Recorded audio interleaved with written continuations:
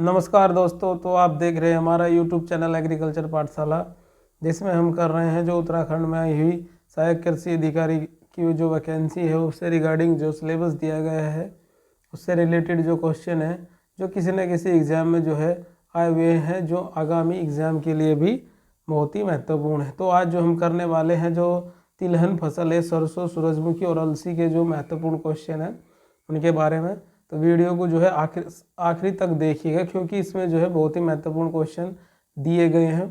तो आइए शुरू करते हैं। अगर आप चैनल पर नए हैं तो हमारे चैनल को जो है सब्सक्राइब भी जरूर कीजिएगा। तो शुरू करते हैं। इसमें पहला है कि सरसों का कुल। तो सरसों का कुल क्या क्या होता है? तो सरसों का कुल होता है ब्रेसिकेसी। तो सरसों का कुल क्या है? ब्रेसिकेसी। याद रखिएगा कि सरसों कैसी फसल है? एक तिलहन फसल है। कैसी फसल है? तिलहन फसल है। और ये क्या है? लॉन्ग डे प्लांट है। कैसा है? लॉन्ग डे प्लांट है। क्यों? क्योंकि इसे जो है किस सीजन में बोया जाता है? रबी के सीजन में जो है इसकी बुआई को किया जाता है। आगे है कि सरसों के तेल में तीव्र गंध का कारण होता है। तीव्र गंध यानी कि प्रोजेंसी। जो सरसों के तेल में जो प्रोजेंसी आती है वो किसके कारण आती है? वो आती है आइसोथायोसाइनेट के कारण। किसके कारण? आइसोथायोसाइनेट के कारण।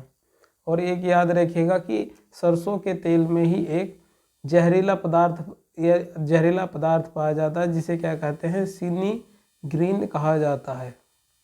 जिसे क्या कहते हैं? सिनीग्रीन कहा जाता है। याद रखिएगा कि क्या कहा जाता है? सिनीग्रीन कहा जाता है। और इसी के तेल में एक जो कभी कभार जो कड़वापन आ जाता है, कड़वापन वो किसके कारण आता है?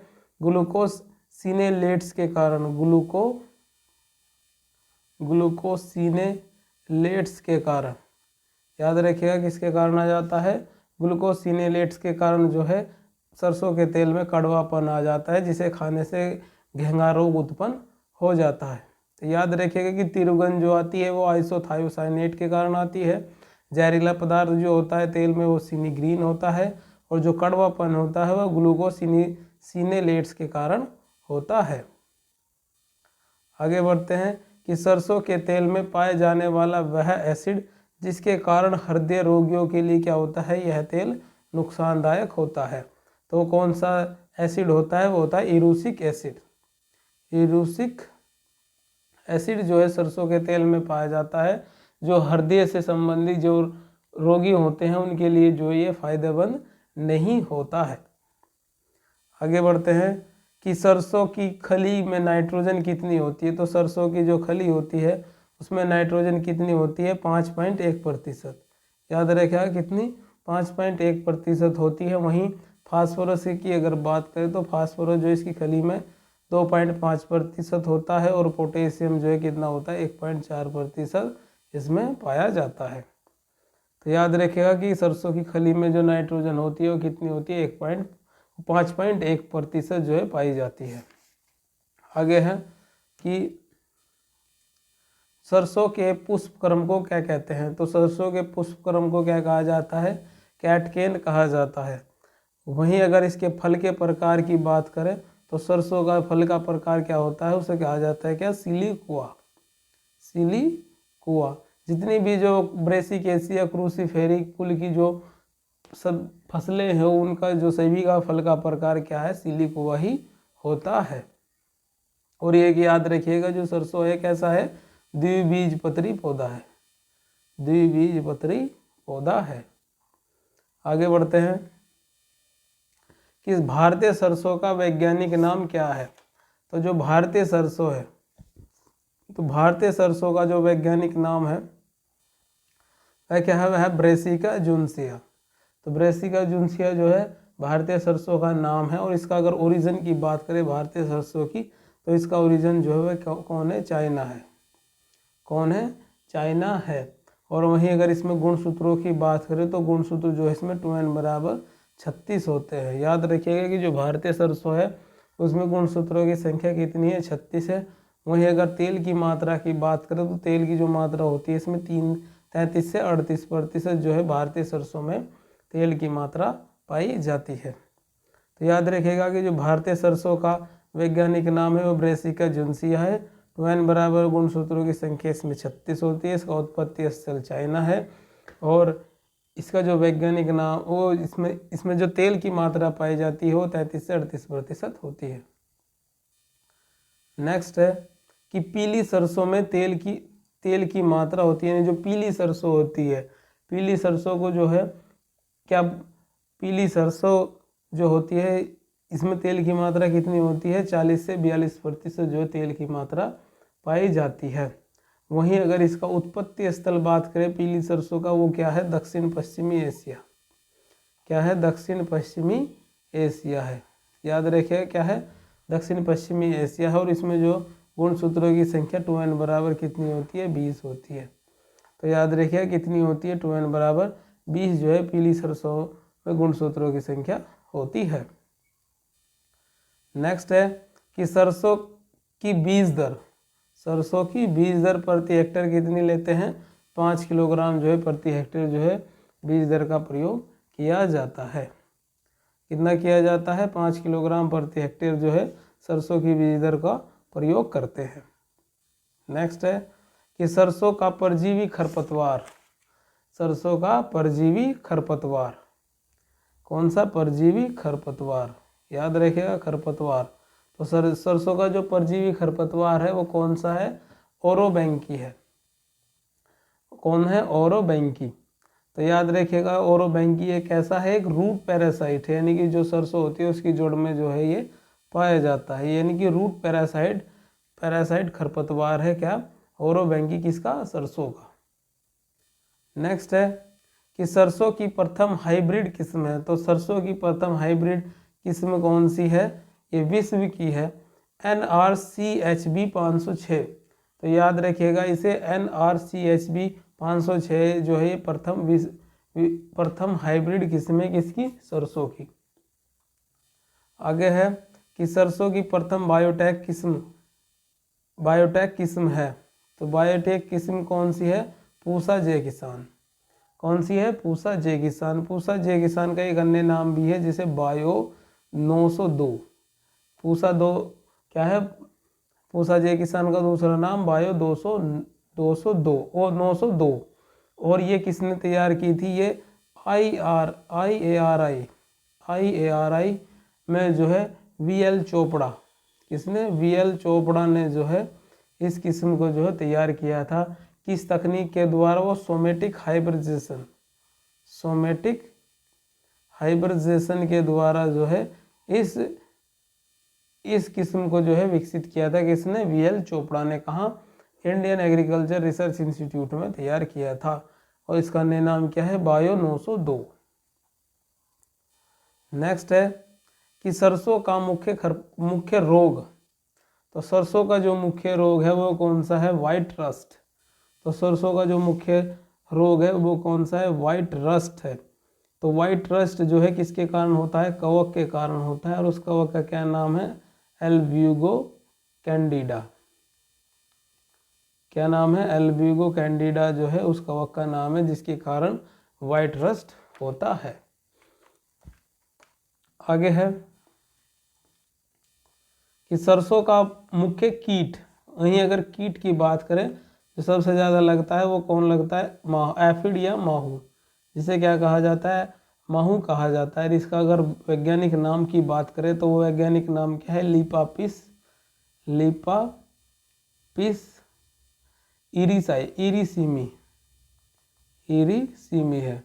लीपापिस इरीसीमी जो है माहू का वैज्ञानिक नाम है। और ये सबसे ज़्यादा कब लगता है? जब मौसम में क्या हो? बादल घिरे हो, यानी कि बादल हो और बरसात का थोड़ा मौसम सा हो, तब इसका आक्रमण ज़्यादा होता है। और ये क्या करता है? पौधों से जो है यानी पौधों या फूलों का जो है रस चूस लेता है। और ये कब लगता है? अगर इसकी बात करें तो ये दिसंबर में ही इसका आक्रमण जो है प्रारंभ हो जाता है। क्या हो जाता है? इसका दिसंबर में ही आक्रमण प्रारंभ हो जाता है।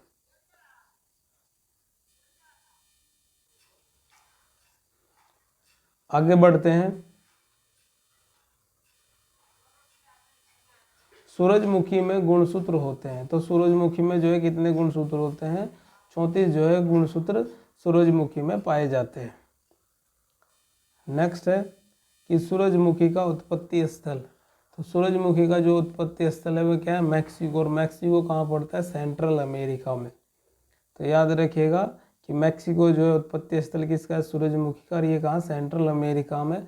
बोटनिकल नेम ये आपको पता ही है कि इसका कि बोटनिकल नेम क्या है, एलिएंथस एनस।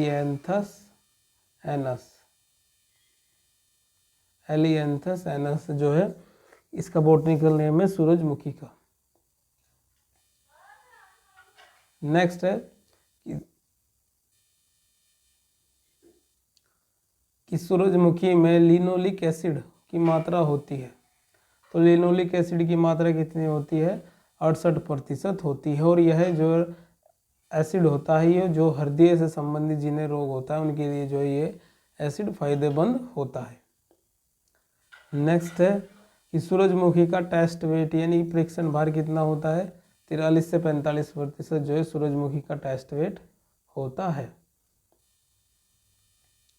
इसके बाद सूरजमुखी की खरीफ की बुआई के लिए अंतरण रखते हैं। तो खरीफ की बुआई के लिए जो अंतरण कितना रखते हैं, 60 गुणा 20 सेंटीमीटर। 60 गुणा 20 सेंटीमीटर जो है खरीफ की बुआई के समय सूरजमुखी में अंतरण रखते हैं। वहीं अगर रबी की बात करें तो रबी में यह अंतरण जो है 45 गुणा 60 हो जाता है। कितना, 45 गुणा 60 जो है हो जाता है। वहीं अगर सूरजमुखी के बीज की दर की बात करें तो बीज की दर जो लगती है 8 से 10 किलोग्राम प्रति हेक्टेयर जो है सूरजमुखी के बीज की आवश्यकता होती है। नेक्स्ट है कि सूरजमुखी का प्रमुख शत्रु है। प्रमुख शत्रु, तो सूरजमुखी का जो प्रमुख शत्रु होता है वो कौन होता है, तोता। कौन होता है, तोता। तोता जो है जो सूरजमुखी का जो पुष्पक्रम होता है, पुष्पक्रम को जो है क्या कर देता है, नष्ट कर देता है। और इसलिए इसके नियंत्रण के लिए जो है एंटीपेस्ट रिबन का जो प्रयोग किया जाता है। एंटीपेस्ट रिबन का जो प्रयोग किया जाता है तोते के नियंत्रण के लिए। तो याद रखिएगा तोते के नियंत्रण के लिए जो है एंटीपेस्ट रिबन का प्रयोग करते हैं। आगे है कि मॉडर्न किस्म है। तो मॉडर्न किसकी किस्म है, ये सूरजमुखी की किस्म है। ये बहुत ही इंपॉर्टेंट है, ये पहले भी किसी एग्जाम में आई हुई है। तो मॉडर्न किसकी किस्म है, सूरजमुखी की किस्म है। नेक्स्ट है कि वह फसल जो तेल व रेशे दोनों के लिए उगाई जाती है। तो वह फसल जो तेल व रेशे दोनों के लिए ही उगाई जाती है वो कौन सी, अलसी। वो कौन सी है, अलसी। अलसी का बोटनिकल नेम ये आपको पता ही है, वो क्या है, लीनम यूसीटीजिमम।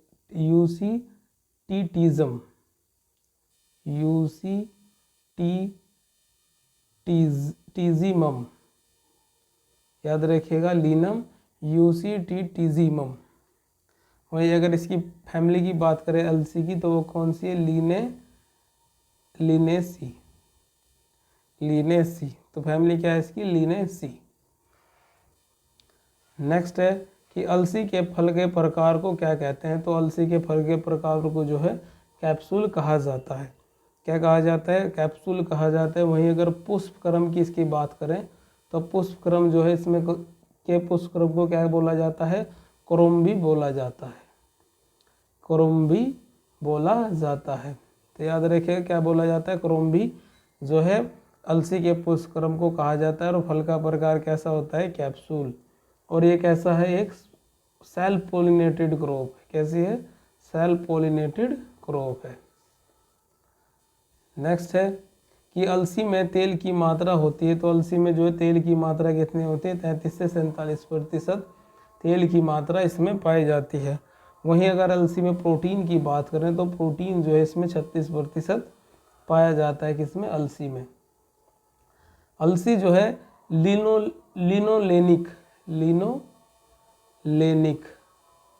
लिनोलेनिक एसिड के कारण जो है ये खाने लायक नहीं होता है। इसलिए जो है इसका प्रयोग जो है हम रंग, पेंट, वार्निश वगैरह बनाने में प्रयोग कर लेते हैं।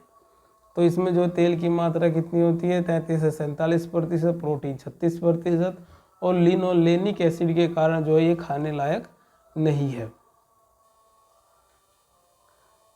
नेक्स्ट है कि अलसी का मुख्य खरपतवार है, तो अलसी का जो मुख्य खरपतवार है वो कौन है? अमरबेल। ये याद रखिएगा, अमरबेल जो है एक क्या है? एक पैरासाइट खरपतवार है। पैरासाइट यानी परजीवी खरपतवार है किसका? अमरबेल का। नेक्स्ट है कि अलसी के रेशे को कहा जाता है, तो अलसी के रेशे को जो है फ्लैक्स कहा जाता है। क्या कहा जाता है? फ्लैक्स कहा जाता है। अलसी के रेशे को क्या कहा जाता है? फ्लैक्स कहा जाता है। वहीं अगर इसकी एक वैरायटी की बात करें, जो त्रिवेणी जो है इसकी मुख्य वैरायटी है किसकी? अलसी की, त्रिवेणी, ये याद रखिएगा। तो ये थे आज के महत्वपूर्ण सरसों, अलसी और सूरजमुखी से रिलेटेड जो क्वेश्चन थे। तो आज वीडियो में आखिर तक जुड़ने के लिए आप सभी का बहुत ही बहुत धन्यवाद। अगर चैनल पर नए हैं तो चैनल को जो है सब्सक्राइब कीजिएगा। तो धन्यवाद।